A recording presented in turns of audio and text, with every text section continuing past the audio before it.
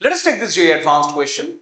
Let S be the set of all alpha comma beta which belongs to the Cartesian product real set cross real set such that limit x tends to infinity, limit x tends to infinity sine of x square into ln x power alpha into sine of 1 by x square divided by x to the power alpha beta into ln of 1 plus x whole to the power beta. This limiting value should be equal to 0 as x tends to infinity. Now let us do some modification in this problem. You see that as x tends to infinity, 1 by x square is tending to 0. 1 by x square, this value is tending to 0. So 1 by x square is an angle which is approximately 0. So we can approximate here sine 1 by x square can be approximated to be 1 by x square only. Okay, so let us approximate this one by 1 by x square because 1 by x square is very small. And ln 1 plus x, ln 1 plus x, ln of 1 plus x can be approximated to be ln x only, because x is tending to infinity. So 1 plus x and x are approximately same, right? So ln 1 plus x we can approximate with ln x. So let us write down the limit with the approximation.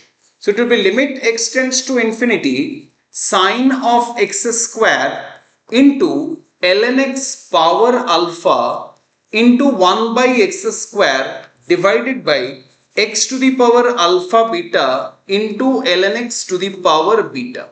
Okay, let's transfer this ln x in the numerator and let us club this x square with x to the power alpha beta. So it will take a form limit x tends to infinity sine of x square into ln x to the power alpha minus beta whole divided by x to the power alpha beta plus 2. This is what we are getting. So this limit value should be equal to 0. Now we have to understand that sine of x square, this value, as x tends to infinity, x square is tending to infinity. So at infinity, sine has no tendency. Sine will oscillate between minus 1 and 1 continuously. So there is no tendency for this particular function. This just oscillates between minus 1 and 1. So for achieving the limit value to be equal to 0, the only way the limit value can be equal to 0 is that this limit value should tend to 0.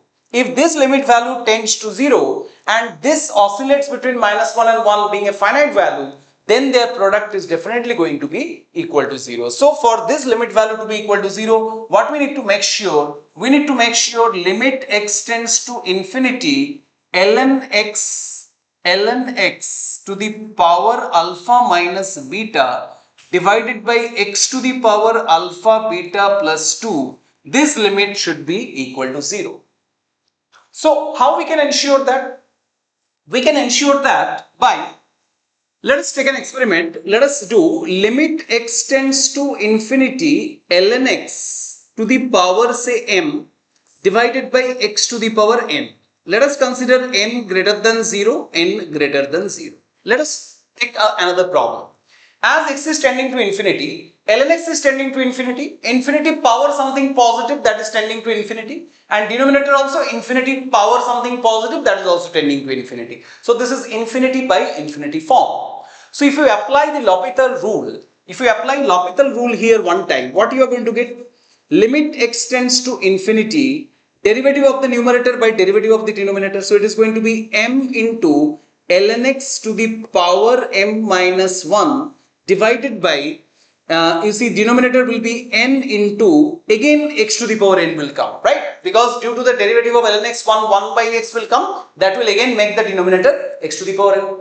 So you see after one time L'Hopital rule, ln x power get reduced by 1 you did, but x to the power n power is not reduced. X to the power n is as it is, right? Next, if we continue this process, what will happen? The ln x power will continuously reduce, but the denominator x to the power n power will remain as it is. So if we continue the process of L'Hopital repeatedly, finally we'll end up with something like limit x tends to infinity. The numerator will become equal to m minus 1, m minus 2, that is factorial m ln x power will be completely 0, so it will be 1, and the denominator is going to be n, that is n to the power m into x to the power m. Right? If we continue the derivative process m times, then we will end up with something like this. And as x tends to infinity, you can see that the denominator is tending to infinity, numerator is finite, so this value is equal to 0. Right? So what we need to make sure to get the limit value equal to 0, we need to make sure that this n should be positive. That means when x to the power n is in the denominator, whatever be the power of ln x, it is immaterial, the limit must be equal to 0. What we need to make sure is that the x power in the denominator must be positive. Okay, then you can easily see that the limit will be 0 irrespective of the value of ln x power. Okay, ln x power does not matter. The limiting value has to be equal to 0. So for this limit to be equal to 0, we need to make sure that alpha beta plus 2, this value should be positive. Alpha beta plus 2 should be greater than 0. So the condition will be alpha into beta. Alpha into beta should be greater than minus 2. This is the condition. Okay, because if the polynomial function is in the denominator, always the limit will tend to 0, because this function is no match to a polynomial function. Compared to this function, polynomial function is very, very large. So that's why the ratio is tending to 0.